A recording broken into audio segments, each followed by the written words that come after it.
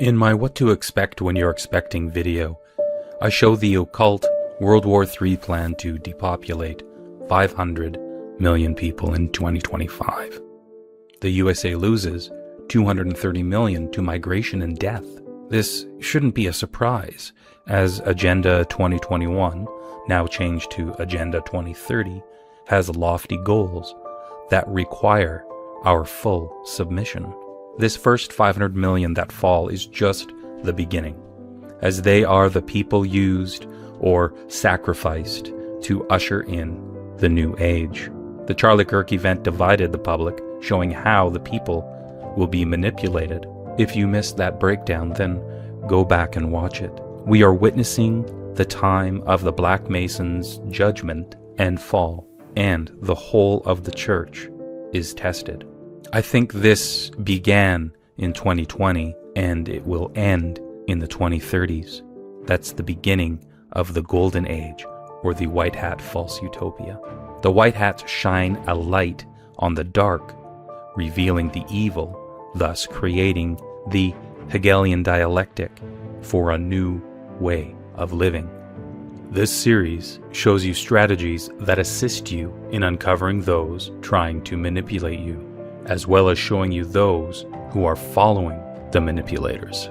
Now you can apply these strategies shown to you to any individual in any country, as the messages will be similar because the Masons are in every land, and the goal is to join every country into one world government and one way of thinking. Next, I have a macro breakdown of the chaos to bring in the next golden age. This is what order out of chaos means. These events can happen around the same time and may not be in the exact order as I am presenting them. We start with increased taxes and an increased cost of living. Look, we're heading towards something catastrophic.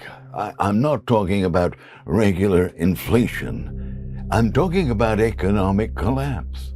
I'm talking about widespread food shortages and potentially the next Great Depression.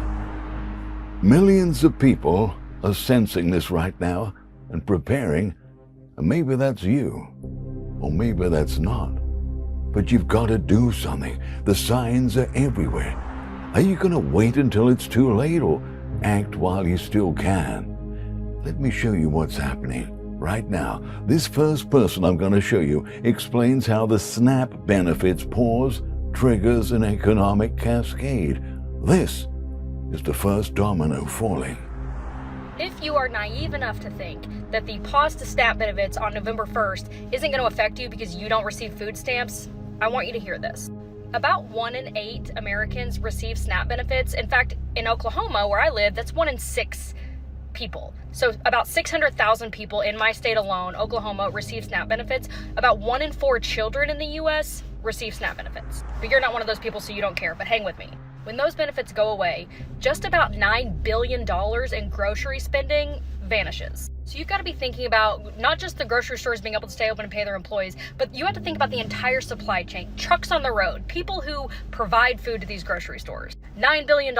Every dollar spent in SNAP benefits adds about $1.50 to $1.80 to the economy. So cutting those benefits isn't saving that dollar, it's taking away that $1.50 to your local economy. But you don't receive SNAP benefits, you don't work for a grocery store, you don't drive a truck, you don't give a shit. But when all of those things happen, the only way to combat that is to drastically increase the price of groceries. Grocery prices are already up over 3% in 2025 alone, which is almost an entire percentage higher than the average increase in grocery prices over the last 20 years. I thought they were supposed to go down day one though. So even if SNAP benefits only pause for 1 month, which by the way would be detrimental to all the people I mentioned before that you don't give a shit about, it will cost the economy roughly $13 to $14 billion in profit.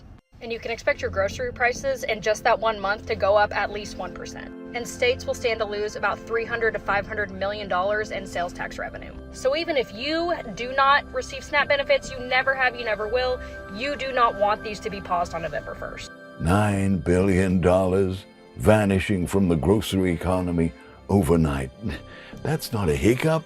That's a supply chain death spiral beginning. Now, let me show you why food shortages are inevitable. This is the supply side collapse happening right now. Watch how this person breaks down the farmer export collapse that's about to devastate America's food supply. The next 2 to 3 years is going to be really bad in America, and it's common sense. I don't care if you're left or right about this. I've seen a lot of farmers complaining that they're no longer exporting any food, and they've lost almost 2/3 of their income, right? So imagine that. 90% of beef isn't being exported right now. No soy's really being exported. No corn's being exported right now. And 2/3 of the farmers' income is reliant on these exports, and it's gone right now because of our trade policy with all these countries. So what does that mean if you were to lose 2/3 of your income right now? Would you be able to survive a year? I know almost every single person watching this, you get an injury and you're out of work for 3 months, you might be on the street or severely in debt. Now, multitude that by a year. I don't know if it's going to get any better over the next 2 years.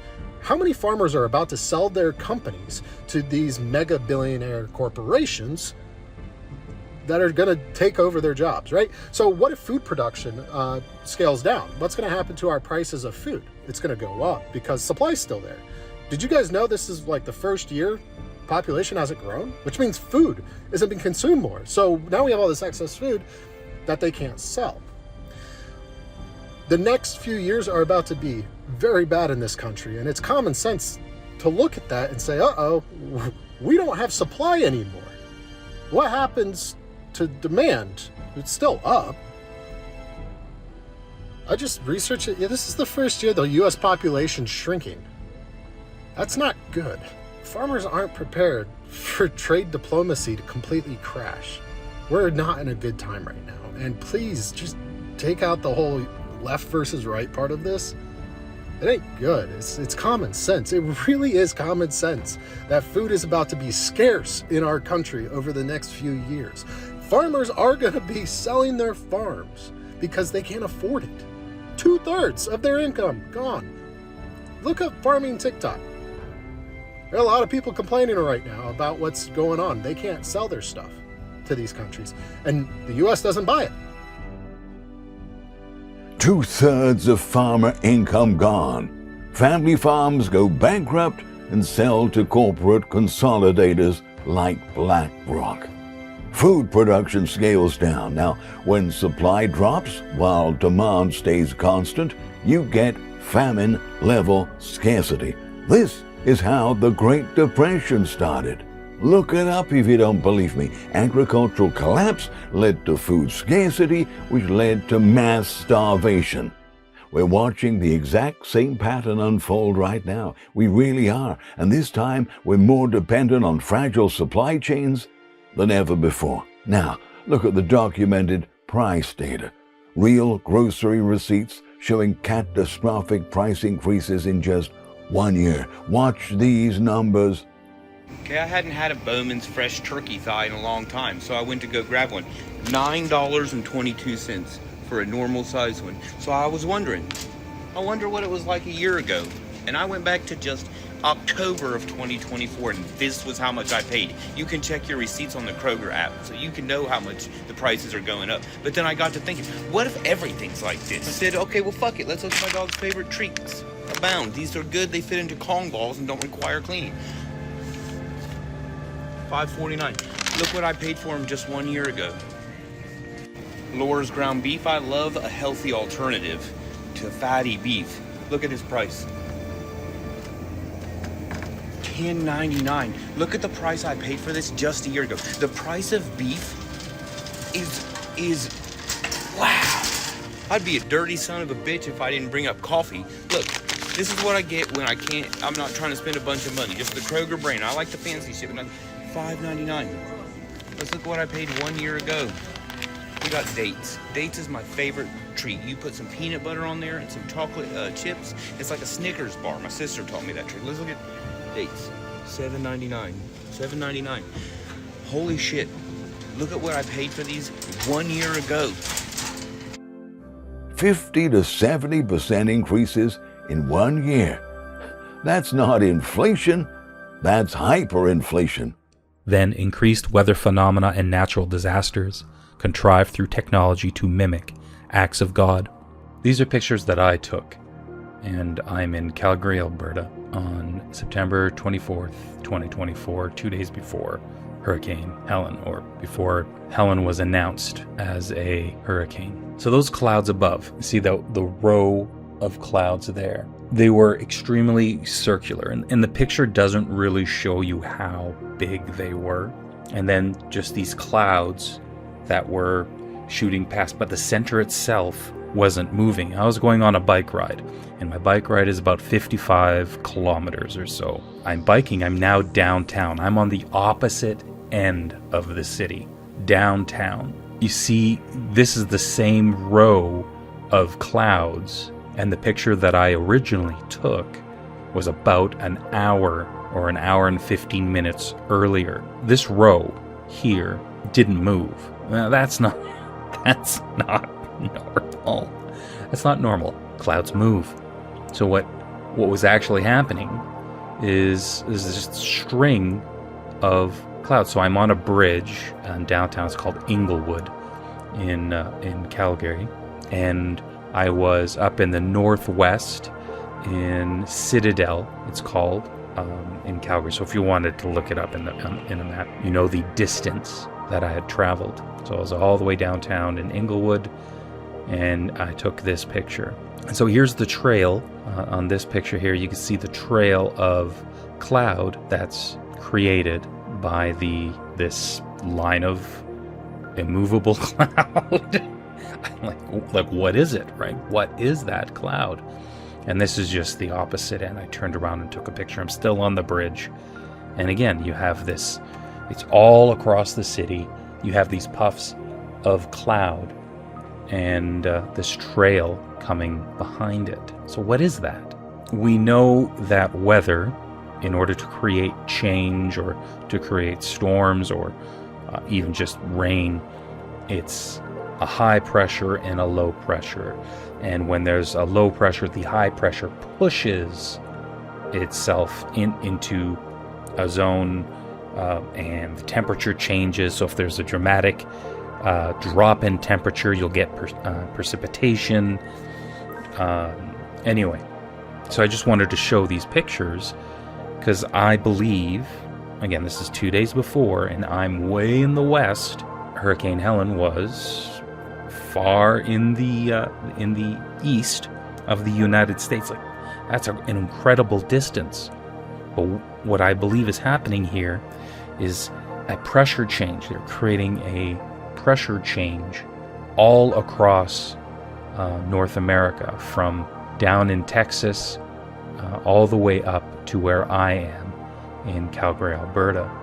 Now let's take a look at this video that someone had captured, which is the radar before the event and during the event. Smarter than me, please explain what all this stuff is, because I'm confused. This is September 26th.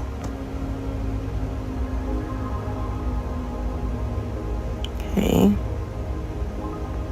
I'm not the hurricane. That's at like 7 in the morning. Now this is the 27th.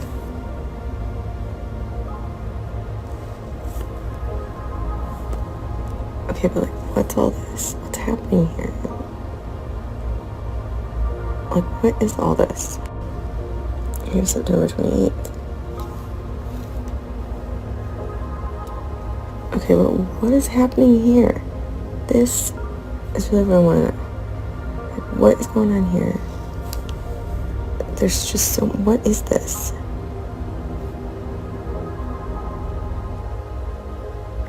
What is this?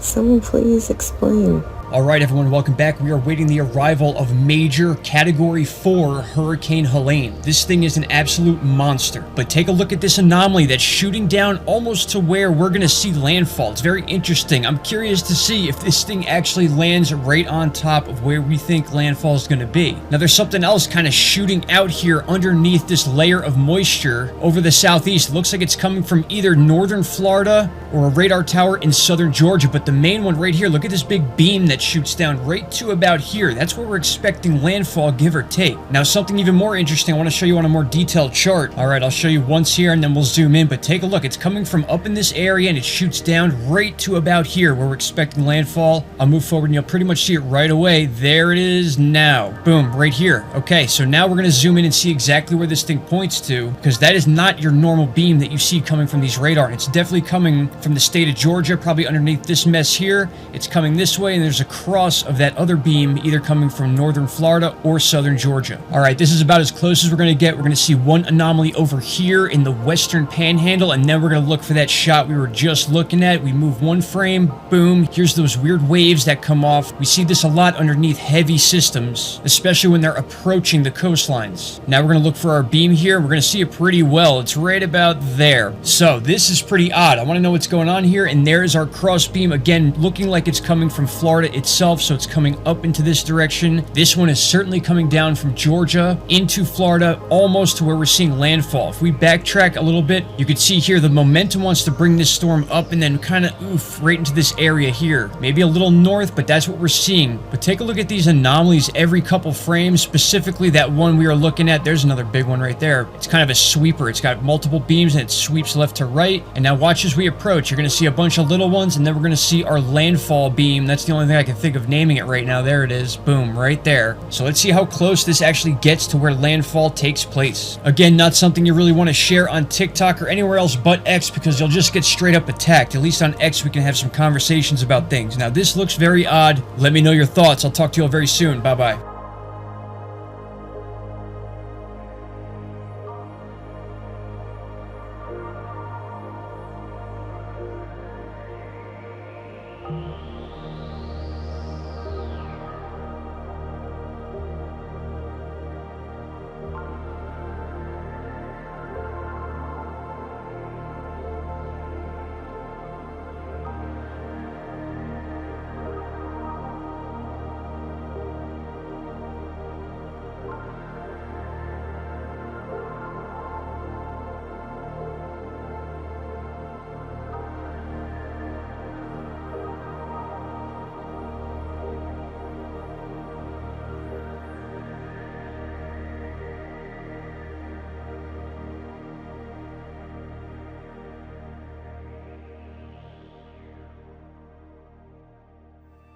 Trump will continue to anger nations, and the Americans will back his reasons while ignoring the fact that the United States offered foreign aid to any country through USAID and UNFPA, which included mandatory access to abortion in at least one legal manner. Trump will begin a tariff war in order to reclaim finances for a coming war with the new superpowers China and Russia. This is the beginning of the end for the West. Welcome back. We've been talking about those tariffs from Donald Trump all morning. China's already hit back with reciprocal tariffs, but we're still waiting to see how Europe will respond. Germany's the EU's biggest economy, and Berlin's man in London joins me now, Ambassador Miguel Berger. Morning, Miguel. Morning. Should the EU regard it as a compliment that the President of America can't seem to stop talking about how unfair the bloc is, and by implication how much impact it has on America? Yeah, you know, it's we could laugh about that, but it's really devastating. I think it's the biggest assault we have seen since the end of the Second World War on global trade.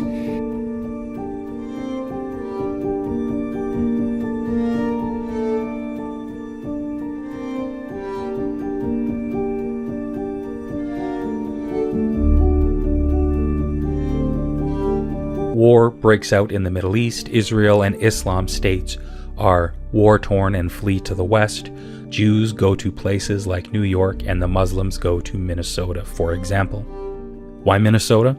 Omar will open the doors for refugees.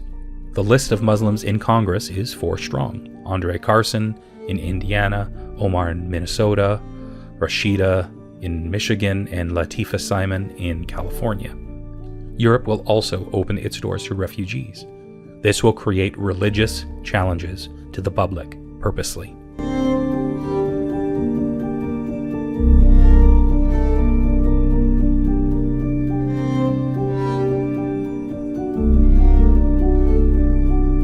fall of world economies, the fiat system has served its purpose.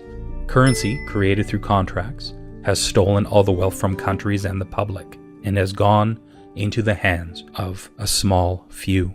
America is $36 trillion in debt. That's a number so big it's nearly impossible to comprehend, but it's still money owed to someone.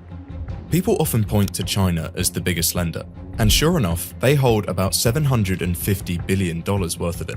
But here's the thing, China is also drowning in debt of its own. In fact, over $18 trillion worth and counting.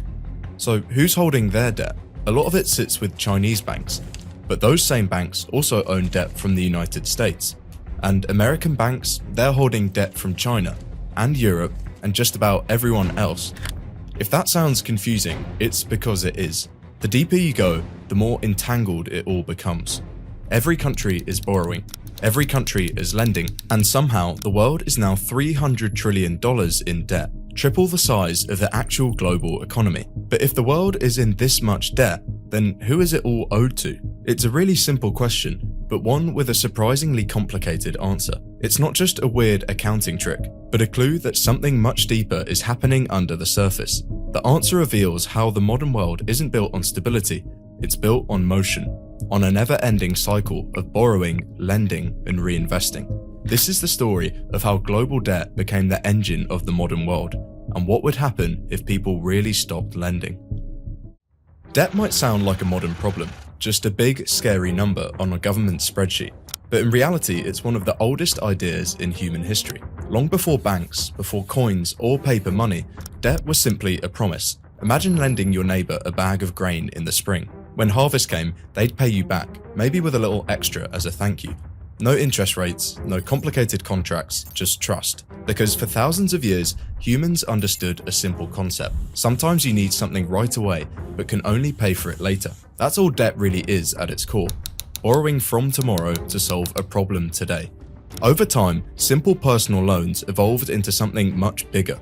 Kings wanted castles, empires needed ships and cannons, but no single lender could foot the bill. In the 1600s, England faced this exact same problem. King Charles II was preparing for war with the Dutch, but the treasury was empty, and the nobles refused to lend. So they tried something new. They sold pieces of debt to the public. In return for cash, citizens got a written promise of repayment with interest, a bond. It was simple, but it changed everything. States could now raise huge sums of money without raising taxes or draining their treasuries, and by the 20th century, bonds went global. World War I and II pushed countries to borrow at an unprecedented scale, not just to fight, but to rebuild. Then, in 1944, the Bretton Woods Agreement made the US dollar the centerpiece of the global financial system. Currencies were tied to the dollar was tied to gold, but gold was limited, and economies had to grow. As the US ramped up spending, there wasn't enough gold to back the flood of dollars in circulation. So in 1971, President Nixon broke the link, ending the gold standard. From that point on, money became what we now call fiat currency, not backed by gold or anything physical, just by government decree. Governments could now create at will, and if that sounds like a recipe for endless borrowing, it was. From the 1980s onwards, global debt exploded. Countries discovered that borrowing wasn't just useful in wartime, it could fuel the economy's growth too. And so borrow they did, to build schools, repair roads, and even to carry the economy out of recession. Debt became the engine of progress for first and third world countries alike, and over time, it stopped being a last resort and became the norm. Today, debt is how things get built, how crises get managed, and how promises get kept. And the result? A global debt mountain that now tops $300 trillion, more than 3 times the value of everything the world makes in a year. Time now for John Clark and Brian Dorr with a few reflections on Europe's financial woes. Your name is Roger, yes? Roger. Ah, that's your name. Roger. Good. And what do you do, Roger? I'm a financial consultant. Ah, financial consultant, eh? Roger, yeah, yes. Terrific. And Roger, how's business at the moment? Not bad, thank you. Been a bit quiet lately. How do you mean lately? Since the war, been a bit quiet. Fair enough. Okay, Roger, your special subject tonight is the economies of the European community. Your time starts now. Best of luck. Thank you. How much does Greece owe, Roger? $367 billion. Correct. And who do they owe it to? Mostly to the other European economies. Correct. How much does Ireland owe? 865 billion. Correct. And who do they owe it to? Other European economies, mostly. Correct. How much do Spain and Italy owe? $1 trillion each. Correct. Who to? Mainly France, Britain and Germany. Correct. And how are Germany, France and Britain going, Roger? Well, they're struggling a bit, aren't they? Correct. Why? Because they've lent all these vast amounts of money to other European economies that can't possibly pay them back. Correct. So what are they going to do? They're going to have to bail them out. Correct. Where are they getting the money to do that, Roger? That's a good question. I don't know the answer to that one. How much does Portugal owe? Hang on a minute. What was the answer to that earlier question? Just keep answering the questions, Roger. Where is Portugal going to get the money it owes to Germany if Germany can't get back the money that it lent to Italy? Just a minute. What was the answer to the previous question? The question was, how can broke economies lend money to other broke economies who haven't got any money because they can't pay back the money the broke economy lent to the other broke economy and shouldn't have lent it to them in the first place because the broke economy can't pay it back? You're wasting very valuable time, Roger. How much money does Spain owe to Italy? $41 billion, but where are they going to get it? Correct. What does Italy owe to Spain?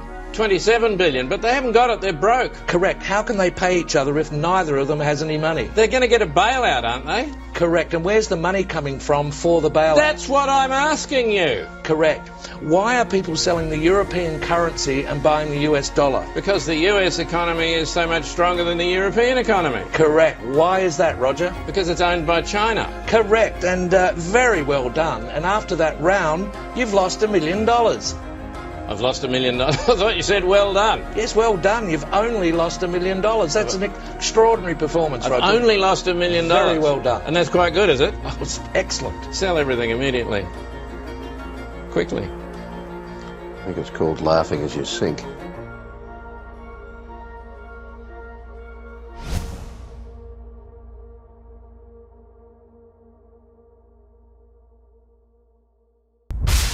You vote for your representatives. Your assets will be seized to cover your country's debt.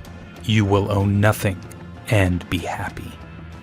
I don't know how it will play out in November, but what we know is that we will end up with many more unemployed and particularly also people in the grey economy, which are not counted for, who lose their jobs. So we will see definitively a lot of anger already now, but probably increased by the end of the year, because this crisis will be with us until we really have found a remedy. So we have to prepare for a more angry world, and how to prepare? It means to take the necessary action to create a fairer world. To see that we provide everybody with decent access to the health system, that we make sure that those people who are really left behind, and I'm not speaking only on national levels, I'm speaking also internationally. If I see now the tragedy in some of the emerging countries like South Africa, like some countries in East Asia, I think it's all, I don't have too many remedies. The remedies have to be discussed through dialogue by the stakeholders of our global system. But I just see the need for such a dialogue, and I see the need for action. I see the need for a great reset. To what extent would a reset be brought about by a change in the White House, the election of Joe Biden, for instance? I don't know. We shouldn't speculate about the outcome of the election. We will see beginning of November, and then we can, in any case, we can, and the World Economic Forum is very open and as an open platform to integrate everybody who is willing to address those issues in a spirit which means to exercise here true global citizenship.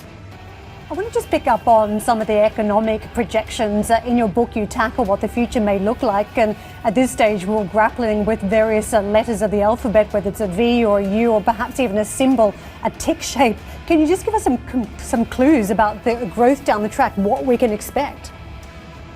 First, if you look at it at the national or global level, at the macroeconomic level, one of the things we address very much in the book and we are concerned is the increased debt level. We spend about 10 trillion worldwide to deal with the short-term negative effects of the pandemics.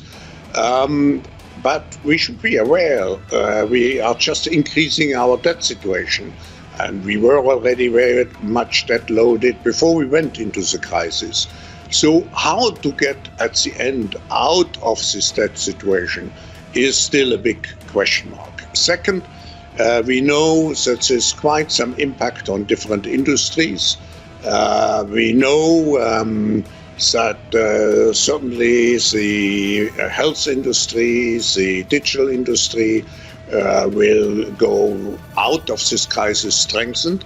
But we know that many industries which rely particularly on physical interaction will have difficulties to survive.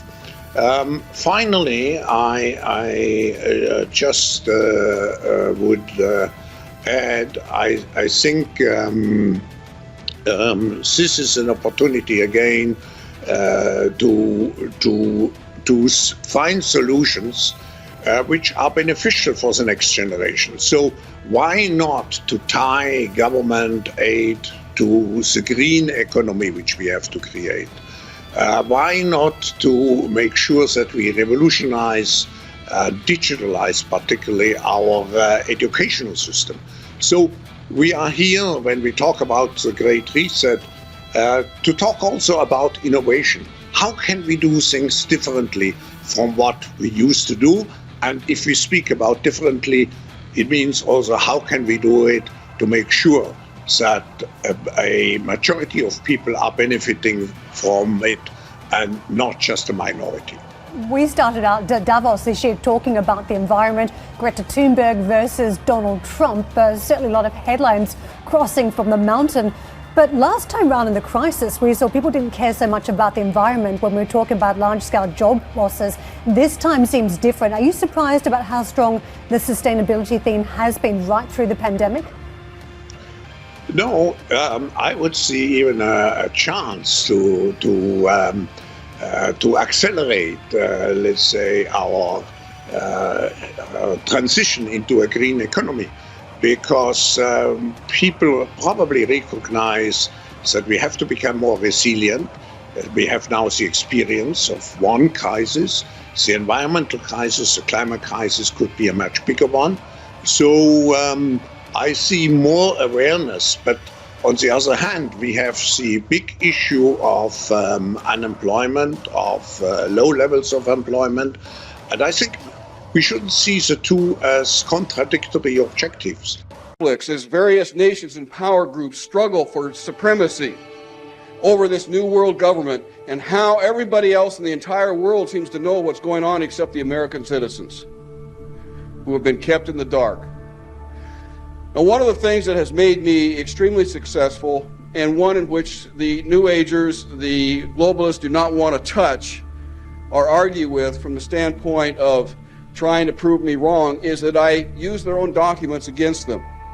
Hence, we will be using a lot of overheads tonight that I take direct quotes out of what different globalists have said, or United Nations documentation, or United States documentation, to show you step by step what has been actually happening, where we are today, and where we're likely to be in the near future. So without further ado, let's go ahead and get started so that we don't go into the wee hours of the morning. And I want to start with something that was happening way back in the creation of the United Nations. The United Nations, when it was sold to the American people back in 1945, we were told basically that there was no intention on the part of any of the leadership in the world to make the United Nations into a world government. Well, that's not true. The following year, Assistant Secretary William Benton made a speech before UNESCO. That was the first year of UNESCO, in which he said, and I quote, "As long as a child breathes the poisoned air of nationalism, education and world-mindedness can produce only precarious results. As we have pointed out, it is frequently the family that infects the child with extreme nationalism. The school should therefore use the means described earlier to combat family attitudes that favor jingoism, or as it's defined, nationalism, and we shall see presently recognize in nationalism the major obstacle to the development of world-mindedness. We are at the beginning of a long process of breaking down the walls of national sovereignty. UNESCO must be the pioneer." That was 54 years ago, and we're almost there now. Perhaps by the end of the year 2001, we will have a world government. Now, it may not happen that soon, and we'll discuss the ins and outs and the ramifications of what's liable to happen a little bit later on in my discussion. One of the things that we need to recognize as to how this is being done. And the best, most succinct diagram or illustration of this that I could find comes from a man by the name of Professor Carroll Quigley, who was a Harvard economist, who also a historian, and also was at George Washington University. Is that right? That seems wrong for some reason. Georgetown University, thank you, in Washington, D.C., where he taught William Jefferson Clinton. During the 1950s and the 1960s, Professor Carroll Quigley had an inside track within the international community in which he communicated, they accepted him as one of their own, and he studied from a historical standpoint the ins and outs and nuances of what this group of people were attempting to do. And he wrote a book then that was published in 1966 called Tragedy and Hope. Some of you may have a copy of this. It's about that thick. It's over 6,000 pages long. It is literally a in-detail description of every action and what they're planning on doing. That book lasted for 1 week on the shelves before he was forced to remove it. And obviously, because it was a week on the shelves, there were copies made, and it's been reprinted since, so it is available still. And one of the paragraphs, I think, that was taken out of this, I have not read the entire book, obviously, but it is a tremendous reading source if you have the time, have a few spare hours, just to pick it up anywhere and start reading what these globalists are attempting to do. And this one paragraph really describes, I believe, exactly what it is they're trying to do. He says that the global elites' aim is nothing less than to create a world system of financial control in private hands, to be able to dominate the political system of each country and the economy of the world as a whole. The system was to control in a feudalistic fashion by the central banks of the world acting in concert by secret agreements arrived at frequent private meetings and conferences. And of course, that's still being done today. It's primarily through the financial community, the global financial community, primarily of the United States and Britain, that is advancing this world government, but also all of the European market, the European Union, as we'll see a little bit later on.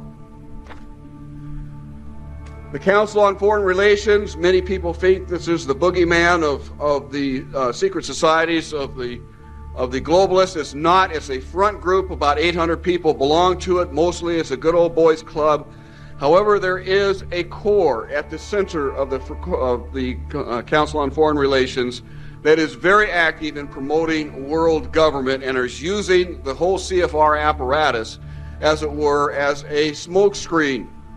And they publish, usually in their publication called Foreign Affairs, those kinds of thinking that they're ready to institute in the world. And this one happens to be done in 1970, just 3 years after the publication of the Iron Mountain Report, which calls for, if we're going to create a world government, we can no longer use war as a mechanism to cause fear amongst populations and therefore allow us to control the behavior of populations through fear.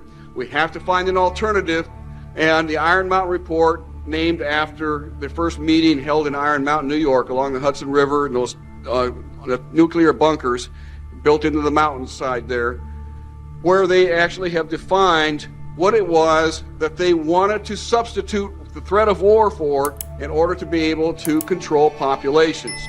And they settled on, in 1967, in their publication called the Iron Mountain Report, the environmental holocaust. In 1970, 3 years after that publication, Foreign Relations began to publish a series of articles describing the ecological holocaust that was facing the world. And in this particular issue, the first issue, done by George Kennan to prevent a world disaster, where it sums up in 3 points that the eco-crisis is a global threat so great that it endangers all of life on Earth. In other words, it's going to affect all of us if we don't do something about it. The crisis should be controlled by a partnership. Now, I want you to remember the word partnership, because the partnership is made up, it's an unholy triad between government and business, and today, non-governmental organizations. At the time this was written, non-governmental organizations did not exist. But now it's the unholy triad or unholy trinity made up of government, specifically the United Nations, business, and non-governmental organizations operating under a central international super agency. Now, this will be a supranational EPA-like organization. You're going to see this. We're going to come back to it several times during the talk tonight, where these globalists want to establish an international EPA-like organization that can control literally every action that every single human being on planet Earth takes. Under a central international superagency to regulate the environmental issues, and finally, the new crusade must proceed, at least to some extent, at the expense of the immensely dangerous preoccupations that are now pursued under the heading of national defense. So they are substituting the environmental holocaust for the threat of war. Because lest we solve global warming, ozone depletion, biological diversity destruction, all of these different things, acid rain, we are going to destroy the earth and us along with it. And we are the enemy. For those of you in the audience who are old enough, remember the old cartoon from Pogo, where he used to say on a frequent basis, we have met the enemy and he is us. And this is exactly the plan that these globalists have put forth and has been in operation for the last 30 some odd years.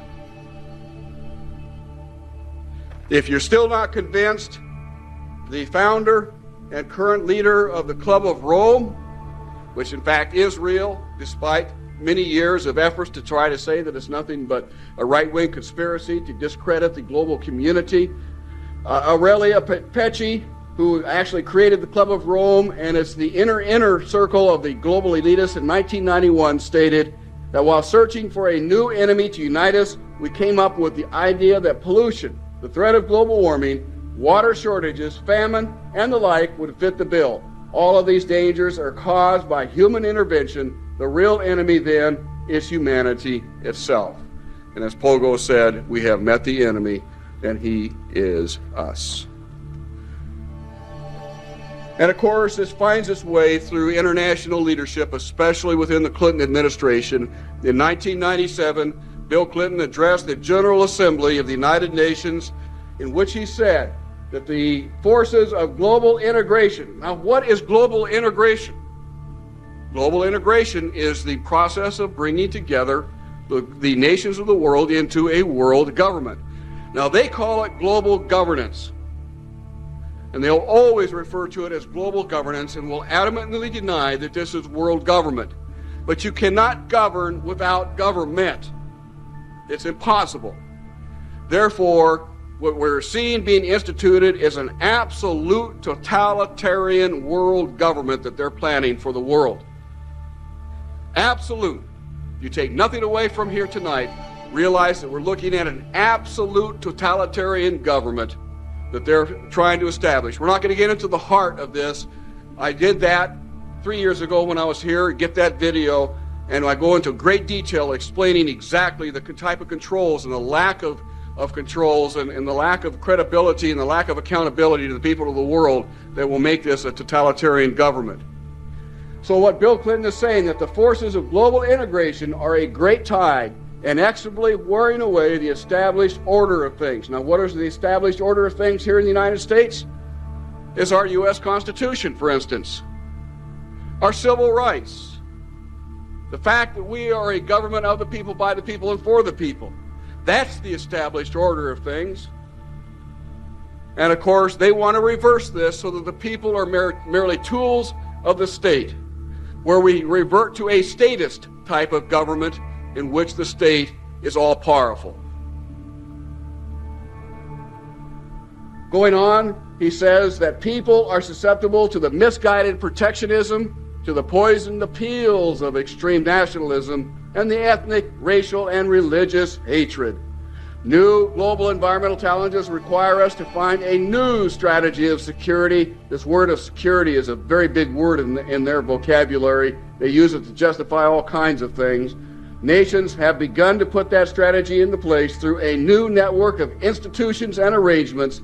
Through this web of institutions and arrangements, nations are now setting the international ground rules for the 21st century, isolating those who challenge them from the outside, unquote.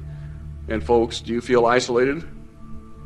Well, you now know that it's by design. It's not accidental. I think you probably realized that before, but it is happening, and we are being isolated from telling our side of the story to the American people to help them understand and make adequate and righteous decisions when the opportunity presents itself. The question is then, how do they do it? How in the world are they getting this agenda from the international level down to the local level? Well, they've got a plan for that too. Now, on the environmental side, there's probably a number of different plans, but from the environmental side, you have an organization called the IUCN, the International Union for the Conservation of Nature. Been in existence since the United Nations was created. It's not part of the United Nations Charter. It's a scientific advisor to the United Nations. But through the IUCN, such programs as ecosystem management, American Heritage Rivers, the Clean Water Initiative, the Endangered Species Act, and all the rules and regulations of the EPA, U.S. Fish and Wildlife Service, the U.S. Forest Service, the U.S. Park Service, and so forth, are directly related. We're going to explain how that happens in a few moments, but before we do, I want to determine, or I want you to understand what the purpose of the IUCN is, or this International Union for the Conservation of Nature. The purpose is to promote an alternative model for sustainable communities and lifestyles. Yes, you heard it right. The whole concept of sustainable developments come right out of the IUCN. It is all over America now, based on eco-spiritual practice and wait a minute, now what is eco-spiritual practices and principles? Well, we're about to find out, because it affects you in a very, very negative way. To accelerate, as it says, this transition to a just and sustainable future, the problems that we face in the world today, humanity must undergo a radical change in its attitudes, values, and behavior. In response to this situation, a new global ethics is taking form and is finding its expression in international law. How in the world are they able to get it into international law? Well, you're about to find out. One last thing. These eco-spiritual practices and principles, according to the United IUCN, in a biocentric approach, this is what they call it. In a religious context, it's called pantheism, the belief that nature is God. But in a biocentric approach, says the IUCN, the rights of nature are defended first and foremost on the grounds of the intrinsic value of animals, plants, rivers, mountains, and ecosystems, rather than simply on the basis of the utilitarian value or benefit to human beings. In other words, nature comes first. Nature's needs comes before man's needs. And we're going to see some very classic examples of that as we go through tonight's discussion. And one of the things that we told the Senate in August of 1994 was that this treaty had not been written, but was going to be dependent upon a base document written by the United Nations called the Global Biodiversity Assessment. The U.S. Senate called the United Nations and asked for the Global Biodiversity Assessment. It was supposed to be in draft form, only to be told by the United Nations they had no idea what the Senate was asking for. They had not authorized the writing of this document. They had bad information. Go back and ratify our treaty. However, one of our men, there was 4 of us, one of the people knew somebody in New York, that knew somebody in England, that knew somebody in Germany, that knew somebody else, and we finally got a copy. It was the chapter 10 of this document. It was 300 and some odd pages long. The final document in published form is 1,140 pages long. And we scanned this document. We found it to be the most anti-human document that we could possibly imagine. And again, I go into far more detail. If you look up on the previous visit that I made with you, I go into detail with this document. I'm only going to touch on some high points here tonight. But it breaks it up, their view of reality, as it were, into 2 worldviews in the world today. The first worldview is of the Western worldview. That's the one that we live in today. And they say that the Western worldview is characteristic of large-scale societies heavily dependent upon resources brought from considerable distances. It is a worldview that is characterized by the denial of the sacred attributes of nature. Whoa, now wait a minute. Denial of the sacred attributes of nature? This is out of the United Nations documents. It goes on to say, which became firmly established about 2,000 years ago with the Judeo-Christian Islamic religious traditions, to its direct aim at all monotheistic belief systems, especially that of Christianity. This is a United Nations document. It goes on page after page, deriding Christianity as the primary source for all the evils done to the environment today. It does describe its own view of reality as this worldview. They call it the traditional worldview. And it says that the worldview of traditional societies tends to be strikingly different from the modern worldview. They tend to look at and view themselves as members of a community that not only includes other humans, but also plants and animals, as well as rocks. So now rocks are a member of your community that you have to share with. It goes on to say, even worse, people are then members of a community of beings, like human beings, living and non-living.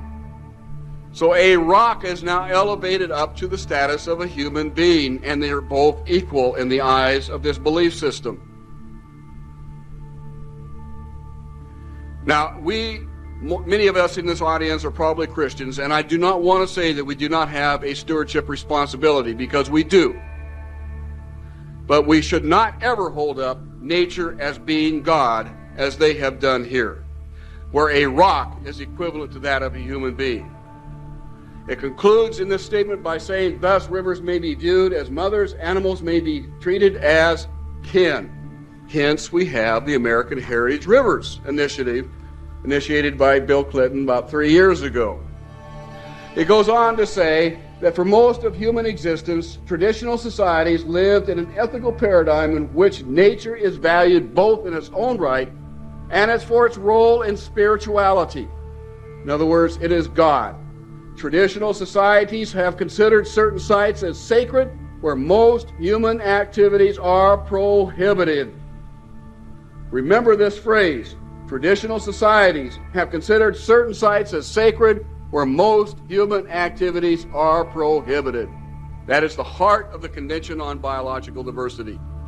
Locking up nearly 50% of the land area of the United States is their solution to protecting biological diversity, and we'll talk about that later. The quote goes on by saying, most societies have also considered certain species as sacred, or how these species are incarnations of, or in some ways associated with gods and deities, or how they have magical powers. Reincarnation is a major factor with many of these people. Not all of them, but many of them. Hence, rocks will eventually incarnate into lower life forms, which will incarnate into animals and plants and so forth, which will eventually incarnate or evolve into human beings. Therefore, they have as much right as a human being. That's their logic. And unless you understand this, you will be totally buffaloed or baffled by why they do certain things and why they are so zealous in protecting things of nature. And again, I do not want to denigrate the concept of stewardship and the responsibility that each and every one of us have in protecting and respecting what God has created. This has led then to the Earth Charter. The Earth Charter was created by none other than Maurice Strong, whom we've already talked about, as well as Mikhail Gorbachev, the former premier of the Soviet Union. These two men got together in 1992, took what they believed out of the Earth Summit in Rio de Janeiro and started to put together this Earth Charter. It was finally released this year in April, on April 15. Now the Earth Charter, according to Maurice Strong and Mikhail Gorbachev, in their writings, they say that a consensus has developed that the Earth Charter should be the articulation of a spiritual vision that reflects universal spiritual values, including but not limited to ethical values. A people's charter that serves as a universal code of conduct. Remember that. This is universal. Every one of us is going to have to ascribe to this particular concept. Universal code of conduct for ordinary citizens, educators, business executives, scientists, religious leaders, even the pastors of Christian churches will have to accept this new earth-based ethic called the Earth Charter. Going on, Mikhail Gorbachev and Maurice Strong say that the Earth Charter initiative reflects the conviction that a radical change in humanity's attitudes and values is essential to achieve social, economic, and ecological well-being in the 21st century. The Commission plans to circulate the final version of the Charter as a People's Treaty beginning in mid-1998. The Charter will be submitted to the United Nations General Assembly in the year 2000, which has been done. They are now considering the Earth Charter for ratification. And there is a treaty that's awaiting in the wings of the IUCN called the Covenant on the Environment and Development, that as soon as the United Nations accepts the Earth Charter, will be brought out as an international treaty for the nations to sign that will put into legal force the various provisions of this particular creed. This has real-world ramifications. The Bureau of Land Management, of which California has much, most of the eastern United States does not have any Bureau of Land Management land, but the western half of the United States does. In fact, the Bureau of Land Management controls most of western land. They came out in 1994, in March 30th of 94, with a plan called the Ecosystem Management. And in the chapter called the Human Dimensions of Ecosystem Management, the objective and purpose of that particular chapter states that all ecosystem management activities should consider human beings as a biological resource. In other words, you and I are nothing more than biological resources for these elite people in the Bureau of Land Management to manage. We have no more value than the rocks and the trees that they also manage. This right out of a government document. And needless to say, we took this to the U.S. Congress, and it's created quite a stir back in 1994. That language is no longer in there. The very fact that it was shows the mentality of these people. And that mentality was brought out very clearly this past year.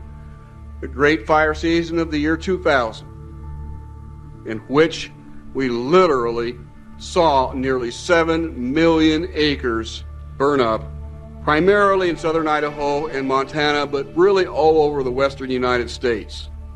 It was a bad fire year. We were going to have a lot of fires, a lot of major fires. The problem was that because of this belief system that permeates the U.S. Forest Service and the Bureau of Land Management now, many of these fires,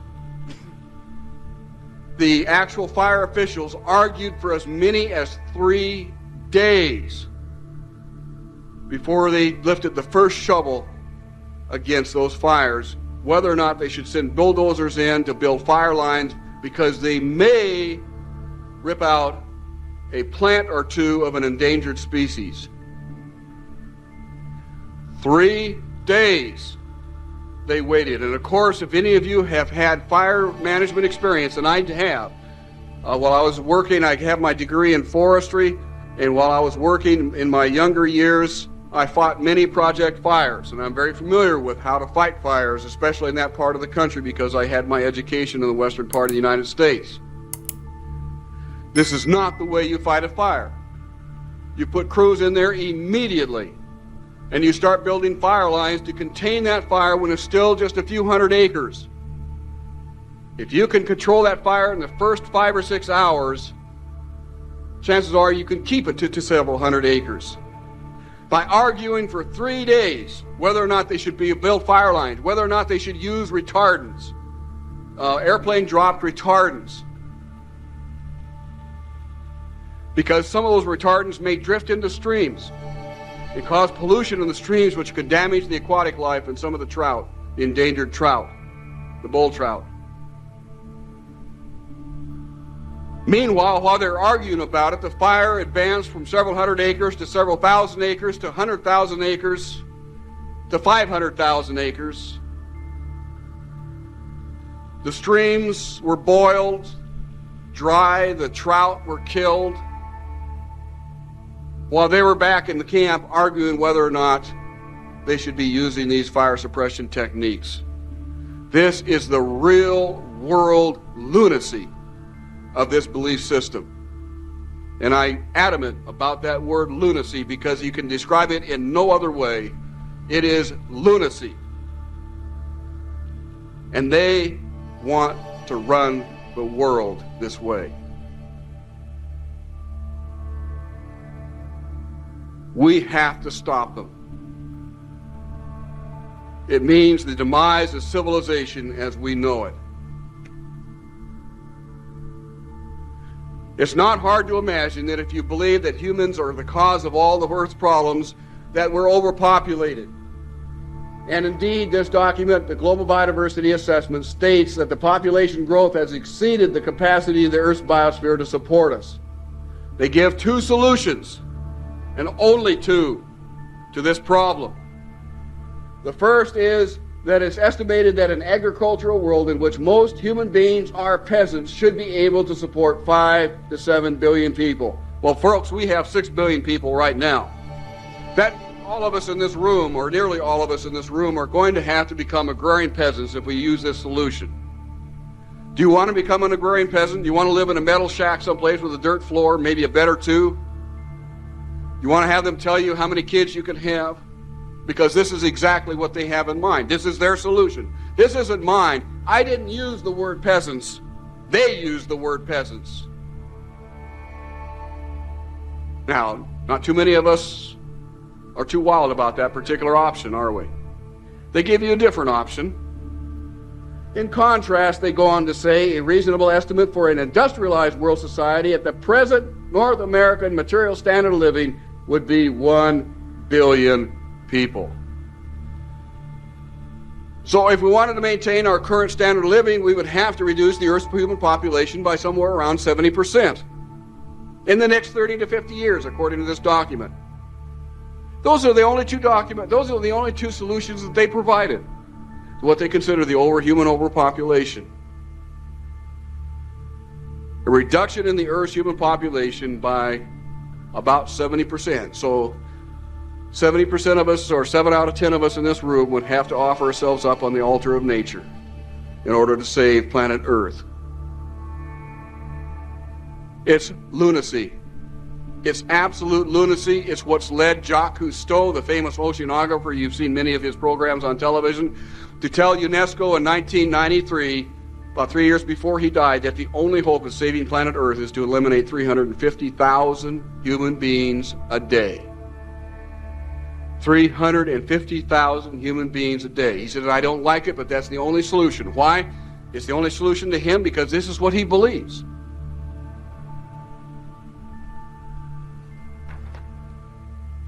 Now, the United Nations was wise enough not to put in a method of how they're going to eliminate 70% of the Earth's human population in the next 30 to 50 years.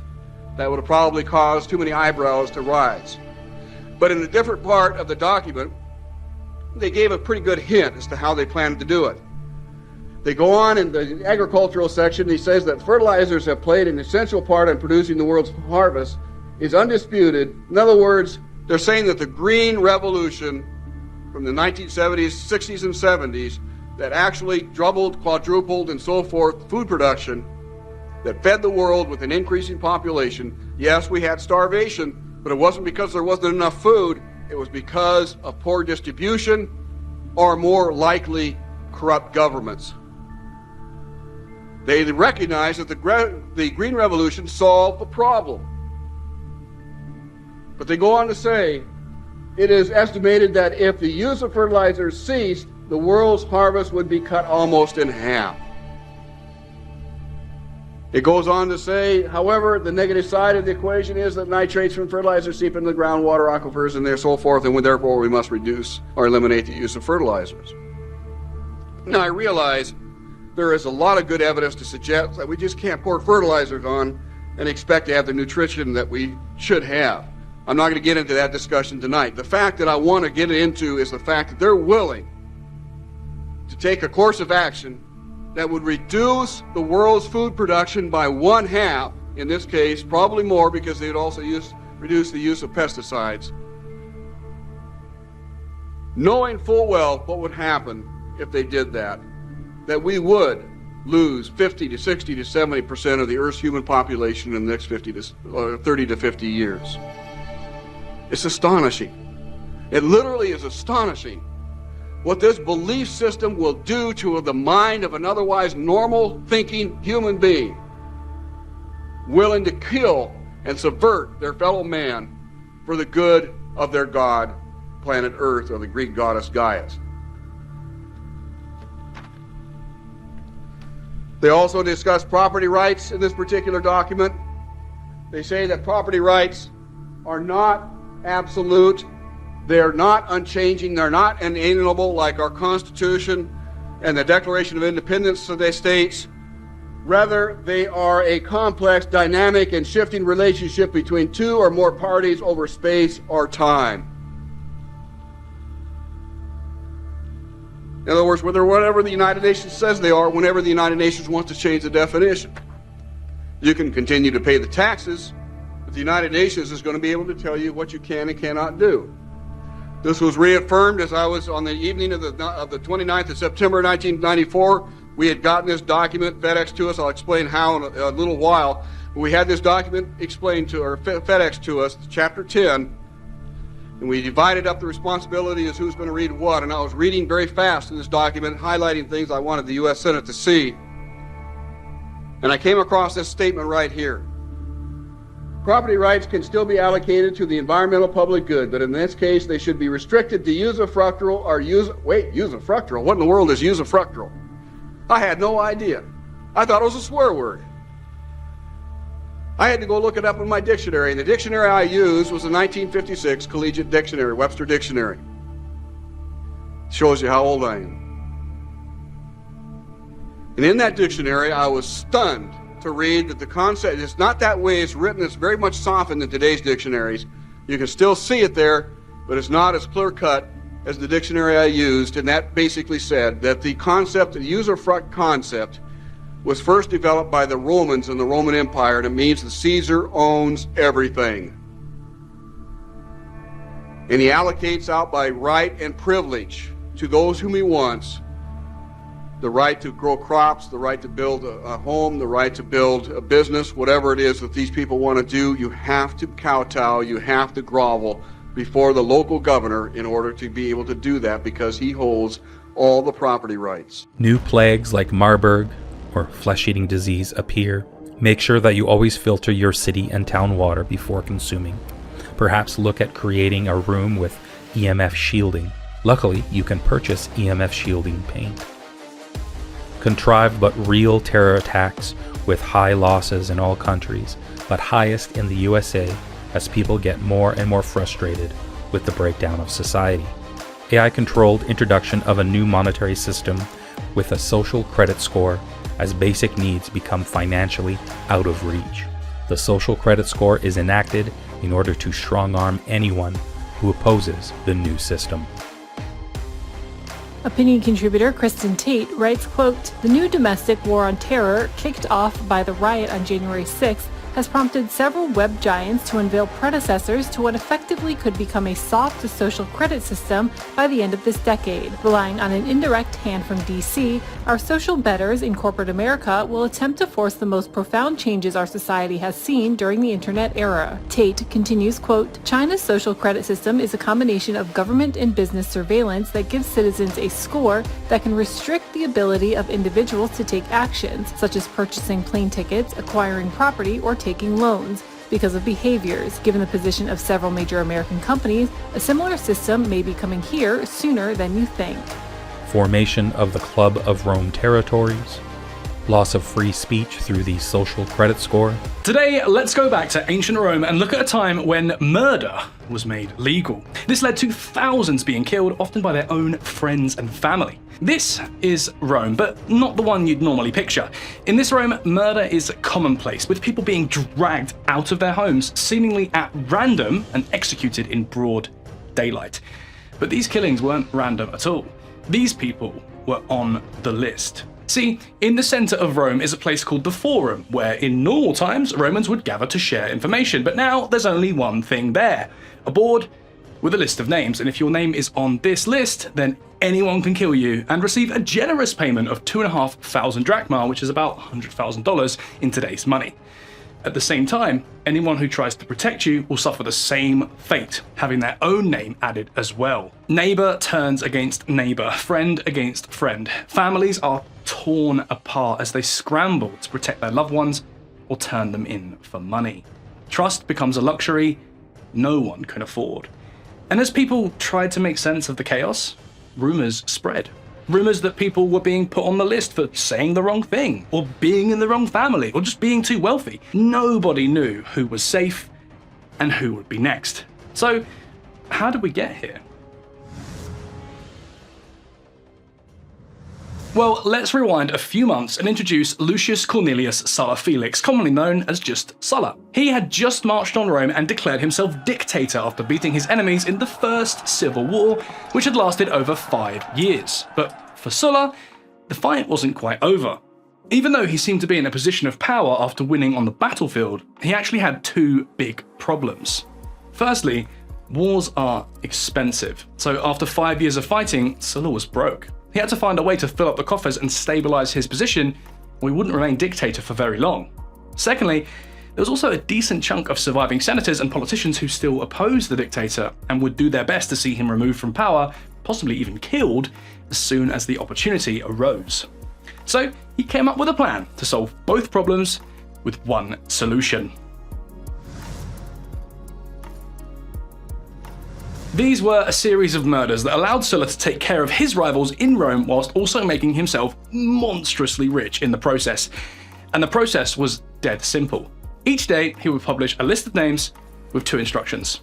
1, anybody who kills someone on this list gets a reward. And 2, anybody who tries to protect a named individual is added to the list. And that's all it took to cause absolute chaos. The most violent elements of society, who usually operated outside the law and in fear of justice, suddenly had the opportunity to work in the open and were given the coin instead of the lash. But although professional dealers of death may have had experience in their newly profitable line of work, they had one distinct disadvantage.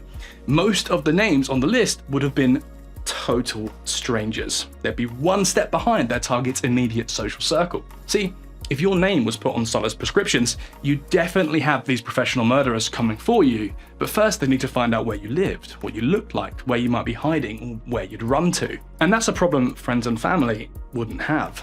So people would go to these murderers and tip off locations, descriptions, and addresses so that they could receive a share of the blood money. See, nothing was predictable at this time. Nobody knew who was next on the list. For some, it made sense to sell out an old friend if you could use the money to escape poverty, or protect yourself if you were on the list tomorrow. It was a brutal climate of total paranoia, desperation, and greed. Friends stopped trusting each other, terrified that if they were on the list, their own would be the first to come for them, hoping to make themselves rich. Families were torn apart as parents, spouses, and siblings were forced to either protect loved ones on the list and risk being next, or hand them over to save themselves. Old rivals sought to settle feuds by getting their enemies on the list so that they could dispatch them without fear of consequence.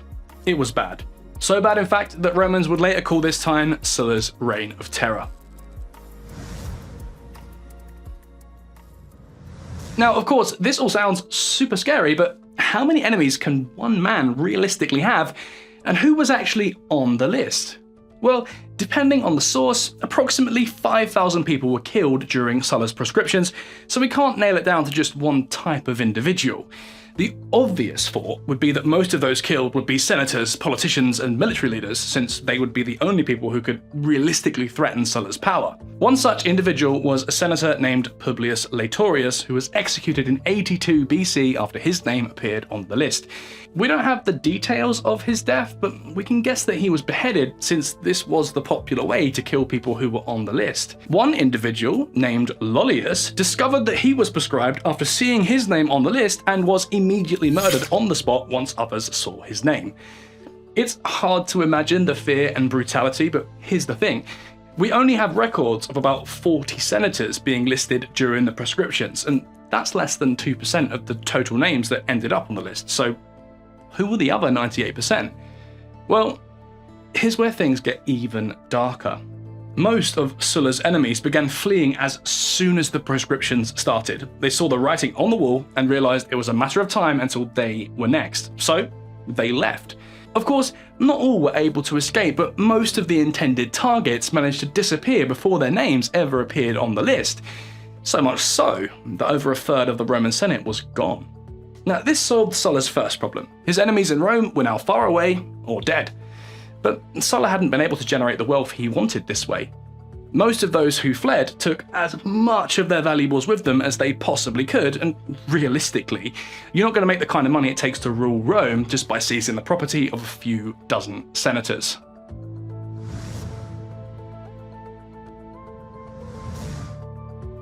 So he did the next best thing and just started going after the wealthy. Anyone with a sizable fortune was now at risk of being proscribed, and the risk was very real. There's no way to dress this up as a brutal but necessary act to crush his enemies. This was a clear-cut, smash-and-grab operation, an indiscreet seizure of wealth to go along with his newfound power. And it worked. Sulla and an entire class of murderers and criminals became extremely rich as they gorged themselves on the property and assets of innocent people who'd done nothing wrong other than being wealthy. Earlier, we said only 2% of those killed during the proscriptions were senators. The majority of the other 98% was just random rich people that Sulla wanted dead for no other reason than to take their wealth. This continued for about a year until in 81 BC, Sulla stopped adding names to the list. He'd achieved what he wanted, enormous wealth, and no one left to challenge him. And then a year later, Sulla retired and just enjoyed his wealth and died 2 years later in his villa in 78 BC. He'd probably enjoyed his retirement a little too well, since the cause of death was most likely liver failure caused by chronic alcohol abuse. And that was the end of Sulla, but it wasn't the end of the proscriptions. Within less than 40 years, they'd happen again, but this time they'd be even more cold and calculated. For all of this to make sense, we're going to first need to cover the Second Civil War so we can get into the Third Civil War, which kicked off the second proscriptions. I know that sounds like a lot, and that's because it is, but don't worry, we'll clear all this up in about 100 seconds. After Sulla's death, Rome returns to normal with the Senate leading politics again. One senator, Gaius Julius Caesar, starts getting a little bit too rich and powerful after conquering the province of Gaul, today known as France. The Senate doesn't like how rich and powerful Caesar is becoming, and Caesar is enjoying his wealth and power a little too much. such. Disagreements turned to arguments, and arguments turned to war when Caesar marched his army from Gaul down into Rome. The Senate flees to Greece, led by a Roman general named Pompey Magnus, and the Second Roman Civil War begins, lasting 4 years. Caesar wins that war at the Battle of Pharsalus, Pompey Magnus dies, the Senate returns to Rome, and Caesar makes himself dictator for life. That doesn't last very long though, because 2 senators, Brutus and Cassius, come up with a plot to kill him by stabbing him to death on the Senate floor, which was successful, and after being stabbed 23 times, Caesar was no more, and around 40 senators were involved in the murder plot. However, instead of being an end to tyranny, Caesar's death sparks another civil war between basically everyone in Rome. One side has Brutus and Cassius, Caesar's murderers, who wish to restore the Senate to power. On another, we have Marcus Tullius Cicero, backed by the Senate, who has no desire other than to see an end to tyranny and bloodshed. Then we have Mark Antony, who was Caesar's right-hand man and thinks he can probably be Caesar now that Caesar is dead. And lastly, we have Octavian, who actually is Caesar now that Caesar is dead because Caesar named Octavian his sole heir, giving him the name of Caesar and his entire estate. Whew. And in one way or another, all these different factions end up fighting each other, which gets very confusing even to those fighting. Eventually, however, Octavian and Mark Antony realise that if they team up, they can basically call the shots in Rome and bring an end to the constant fighting, with them in control. Right, that's the end of the Second Civil War, and now we've got the side set up for the Third Civil War to get started. Let's go. So, Octavian, Mark Antony, and a third guy called Lepidus basically decide to share power over Rome and deal with Brutus, Cassius, Cicero, and the Senate as a team. This came to be known as the Second Triumvirate, a sharing of power between 3 men. The original triumvirate was actually between the aforementioned Julius Caesar, Pompey Magnus, and a guy called Crassus. Crassus died in Persia after having molten gold poured down his throat. That's a whole other story right there. Pompey Magnus died after being defeated by Caesar, and Caesar was, of course, stabbed to death by Cassius and Brutus in the Senate 23 times. The second triumvirate, though, is the one we're talking about now.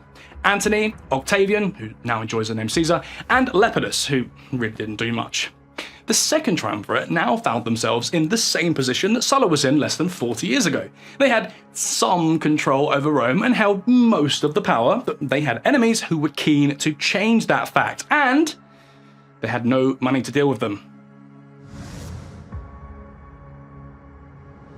They dealt with this problem by, you guessed it, issuing another set of proscriptions. For Romans, Sulla's reign of terror was still in living memory, and the new proscriptions awoke the same horror and anguish that had been burnt into the minds of all but the youngest generation. But this time, things were different. Everyone in Rome knew that this second triumvirate would only last until the civil war was over. Once Mark Antony, Octavian, and Lepidus had taken care of Brutus and Cassius, it was a matter of time until they started turning on each other. And so, each of these 3 men had an extensive list of names that they each brought to the table. These prescriptions were less random and not as much of an outright money grab, but rather personal, calculated, cold. You see, these killings were all about laying the groundwork for the next leader of Rome. What happened next was essentially a 3-way chess game for the future of the Republic, with each triumvirate attempting to secure as many of their own as they could, while stripping the other 2 of theirs. Their family, friends, and closest allies were now reduced to just pieces on the board. The issue was, they were at a stalemate. What was a great list for Mark Antony was a terrible list for Octavian. What was a great list for Octavian was a terrible list for Lepidus, and so on. The trio couldn't reach a compromise. Gaining even an inch in one direction felt like losing a mile in another, and so a list they all agreed on felt unachievable. But having no list at all meant your enemies remained alive, both present and future threats being left undealt with. The way they resolved this situation was a Pyrrhic victory, to say the least.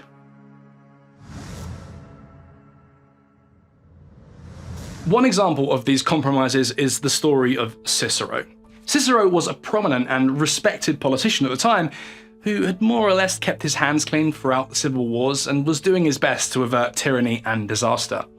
Cicero immediately saw Mark Antony for the power-hungry tyrant he was, and didn't hesitate to vocalize this fact, writing a total of 14 speeches against Mark Antony that came to be known as the Philippics. In these speeches, he rails against Antony, calling him a drunk, a gambler, a party animal who lacks any self-control or morality, and was outright useless in the Senate. He describes Antony as the voice of the drunken people, irresponsible, rash, and impulsive. This, of course, gets right under Antony's skin, and so Cicero had secured the leading spot on Antony's list. Unfortunately for Antony, though, Cicero was a father figure to Octavian, having educated and guided him in the world of politics. Antony couldn't wait to get rid of him. Octavian wanted nothing but to protect him. Cicero's case is one of the main examples of this stalemate, and what happens next is a show of just how horrific things got. The second triumvirate began to barter and trade names on the list. I'll give you my mentor in exchange for your right-hand man. These men were giving up family members, old friends, trusted colleagues, literally trading the lives of their brethren just to inch that much closer to power. The stakes cannot be overstated. These men were laying the groundworks for their future attempts at control of the Republic, and they're willing to trade allies for ambition. Whoever wins next is as good as emperor, and so everyone's an option. Cicero was no exception. Octavian agreed to trade him like you'd trade baseball cards on the playground. Octavian would give up Cicero, but only if Antony gave up his uncle and Lepidus gave up his brother, and they all agreed. And so, on December 7th, 43 BC, the great statesman Cicero was murdered by unnamed assassins, his hands nailed to the Senate door as retaliation for his many slights against Antony. Gruesome as that was, Cicero was just one of 2,000 names on the list. Like before, many were targeted simply because of their wealth, but most were political. Brutus and Cassius were also added to the list, but because they weren't in Rome at the time, they weren't murdered by Roman citizens, although later died at the Battle of Philippi. Once Brutus and Cassius died, Octavian, Antony, and Lepidus were now left unchallenged. The big difference with the second round of proscriptions, though, was the pay. In modern money, each name on the list was worth around $100,000 dead. If you could take care of just 10 names on that list of 2,000, you'd be a millionaire. So the incentive to perform the murders was enormous, and this caused a total wildfire in Roman society, because once again, the worst elements of Rome were becoming extraordinarily wealthy by committing some of the worst crimes possible. The Roman streets were full of corpses with their heads removed so that they could be identified and paid for the gruesome task. We have historical records saying that dogs and birds feasted on the remains. Chaos. Some people did anything they could to protect those listed. There are 2 accounts of slaves volunteering to change clothes with their prescribed masters. The slaves would then go about their day pretending to be the individual on the list until they were slain, at which time the master would take the opportunity to slip away. Another chilling account shows a boy whose father found himself on the list. The boy hid his father so well that he couldn't be found, and when the killers ran out of patience, they began torturing the boy for information. The boy didn't say anything, but the father, being so distraught from hearing the sounds of torture, revealed himself to the killers in exchange for his son's safety. It's chilling stuff, and all this was just for money. And it gets worse. What made it even more chaotic and violent was the sheer confusion at the time. See, Octavian, Lepidus, and Antony couldn't even agree on when to punish and when to reward, let alone who to kill. The triumvirs were even adding names to the list behind each other's backs, which meant people would bring kills to the wrong triumvir, who'd be horrified to see the heads of their allies and punish the killer for what they'd done when the killer was expecting a reward. In other times, people would hide and protect those on the list, and they'd be made a public example of by being added to the list themselves. Or sometimes they were called heroes and given official pardons. And now nobody knew for sure what the rules were, and who was and wasn't safe, and what did and didn't get you punished or rewarded. Chaos. One thing we've not spoken much of, however, and it is a brighter note here, is women. See, unlike a lot of European history, Roman women actually enjoyed quite a decent level of personal, financial, and political freedom. And even though women never featured on the list of those prescribed, their husbands often did. There are a lot of accounts of people being listed and then surviving because of the diligence, resourcefulness, and risk that Roman women were willing to take in order to protect their husbands, fathers, and sons. One senator, named Quintus, survived the proscription and wrote that it was only through his wife Toria that he survived. He writes that only through her intelligence and care was he able to stay alive, hide, escape, and survive life outside of Rome, by using his wife's network of friends and allies to remain protected as he fled Rome. She even made the effort to take revenge against those who came to kill him.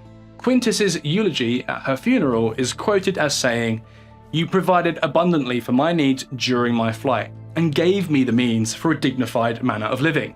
When you took all the golden jewelry from your body and gave it to me, and over again enriched me in my absence with money, servants, and provisions, and in great ingenuity deceived the guards posted by our adversaries."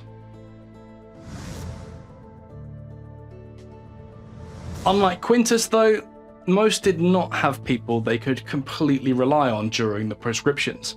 At least 2,000 people found themselves being proscribed, with few surviving more than a few days after being listed.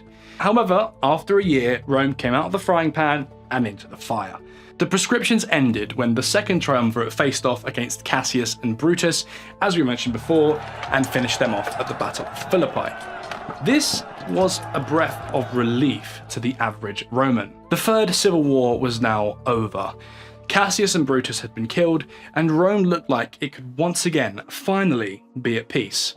The proscriptions had totally restructured Roman political life, and now few were willing or able to speak out or resist Antony, Octavian, and Lepidus. It looked like 41 BC, exactly 40 years after Sulla had retired, could finally be the beginning of peace in Rome. That peace, however, was short-lived when Antony and Octavian started fighting amongst each other, which is a story for another time, but Octavian defeated Antony in 31 BC and brought a close to the civil war in Rome, and saw Rome transformed from a republic led by a senate of around 300 men to an empire ruled by one man only, Octavian, also known as Augustus Caesar. Rome's change from republic to empire also brought with it a change from chaos to order, as Rome entered the Pax Romana, a time of peace after 4 back-to-back civil wars. But the proscriptions remained burned into the Roman memory as the most chaotic, ruthless, and brutal time to have ever been witnessed. American Civil War 2.0. America headed towards civil war, as many fear, or at least a division into two countries, one red, one blue. In September, the Center for Politics at the University of Virginia asked voters if the situation in America makes them favor blue or red states seceding from the Union to form their own separate country. 41% of Biden voters, 52% of Trump voters at least somewhat agreed. If you think this is far-fetched, know this. Since 1945, the number of nations in the world has tripled, many of them the result of secession. There are currently about 60 secessionist movements worldwide, which leads me to this week's survey question at smerconish.com. 50 years from now, will the U.S. map be the same as today? My next guest has researched the topic, written a book of speculative nonfiction about it, The Next Civil War Dispatches from the American Future.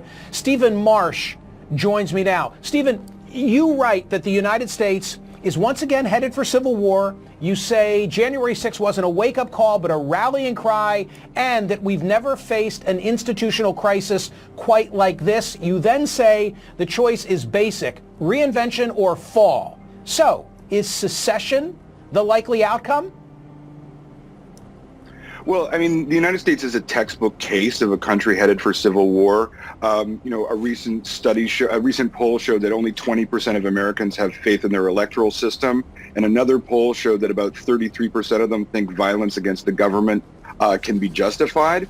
So, in those kind of conditions where the threat of violence is so real and growing, like, threats against members of Congress increased 107% last year, separation becomes a real option, and secession becomes something that I think the right has been talking about for years, but it's probably time for the left to think about as well. So that video was from 2020 22. This is from October 8th, 2025. Are we at the beginning of the next civil war? Republicans' faith in Trump doesn't match his standing among potential voters. For years, despite all of the partisan fighting, I've been very dismissive of the idea that our country would become entangled in another civil war, but unfortunately, we might be in the early stages of one. And I believe the Charlie Kirk actions or result has really divided individuals. If you have seen the Charlie Kirk analysis that I put together with what the media is saying. So one of the main reasons why I couldn't imagine, because the states are more politically diverse than just a collection of solid red and solid blue. That is true, but diversity and nuance are reasons why I should be more open-minded about a modern civil war. Apparently I needed to remind myself that Americans in the North and South were not uniform in their views during the 1860s. I'm sure there were people in each region that didn't agree with a majority view on slavery or states' rights. By definition, a civil war is a war between citizens of the same country, not necessarily one between homogeneous states. Which brings us to today, where, were it not for a court order, we'd have Texans ready to do battle against Oregonians. Pardon me. Texas National Guard soldiers landed in Illinois this week, and we've already had South Carolinians in Washington, D.C. ready to take on American citizens in the nation's capital. The potential for war is not far-fetched concept pushed by Trump's critics. The president embraces the terminology. He described both Chicago and Portland as war zones and talked about some Democratic-run cities as home to the war from within and potential training grounds for the military. Regardless of whether a civil war is upon us, Trump's actions are in the news and in the public spotlight. So how will it play politically? The initial answer is not well, at least so far. 58% of adults oppose Trump deploying the National Guard to U.S. cities, according to an October 1st to 3rd CBS News government poll, while 42% were in favor. Unsurprisingly, the survey found a partisan divide, with 79% of Republicans saying Trump should deploy active duty U.S. military to cities, compared with 8% of Democrats and 30% of independents who agreed with that approach. More broadly, it's just another example of Trump beginning on the popular side of an issue, cracking down on violent crime, but then taking 2 or 3 steps too far in the implementation, arriving on the wrong side politically, despite the bravado on the Republican side fueled by the 2024 election results and claims that the president is simply delivering on promises. Trump's political standing is mediocre at best, and I would agree with that. I think it's quite terrible myself. Let's look at the ICE stuff. I see a lot of people posting about the removal of immigrants or illegal residents in the United States. But a lot of those illegal residents are picking the food. And so when you take the people who are picking the food, you know, the peaceful people who are just trying to work, and you take those away, who's going to move in, get paid $5, $4 an hour to plant your crops, pick your food, and then keep the Americans fed? That is what this guy is saying here. Trump is the beginning of the popular side cracking down on violent crime, or cracking down on the migrants trying to come here, even if it's illegally. They're still working. Absolutely, get rid of the violent people, but at any rate, it's everyone, and there's a reason for that. I'm not sure if most people are aware, but there is a agreement for countries that when illegals get sent back, there is a fee that is paid by that country where they're sent back to. That country pays the originating country who sent them, or pardon me, so the United States has all these people they're collecting, right? So whether they're whatever country that they're from, and they get sent back. Let's say they just get sent back to Mexico. Well, Mexico then has to pay the United States a particular fee in the thousands of dollars. So each individual that they collect, then the United States gets paid, right? It's supposed to be a deterrent to allow illegals across the border. Anyway, that's one of the reasons. Again, all of the actions that the United States has been doing lately is to bring in more finances. It's lowering the cost of government. We see the food, what are they called? The SNAP benefits, for example. There are a lot of actions being taken to make sure that the United States has raised enough finances for some sort of action in the future. And I believe it is for a civil war of government against people, and also the United States, which is going to be fighting basically against the rest of the world. The United States is this is for people who don't understand or are confused with what I just said. The United States is the old world. It is the head of the old world. It is in control. It has all of the bases, the military bases across the earth. There's like 200 of them. There's a crazy amount of U.S. bases. Those U.S. bases are used to maintain order for the United States to conduct its business. And that's ending. And every country, and we're seeing it with these tariffs, every country is getting tired of it, right? Well, basically, I mean, that's the illusion that's being created. In reality, what's happening is there's a new sheriff in town, and there's a big shift, and that shift has to destroy the old world, right? The new world, in order for the new world to come in, the old world has to go. And that is the destruction of the West, of which I am into. I'm fully aware this is coming. So I hope the Americans who are listening are fully aware that it's coming too. So it's not just civil war, it is World War III. Introduction of mass LGBTQ priorities in some areas, including pedophilia. This will bring men and women who practice these abominations into concentrated areas, causing the rest of the public to flee.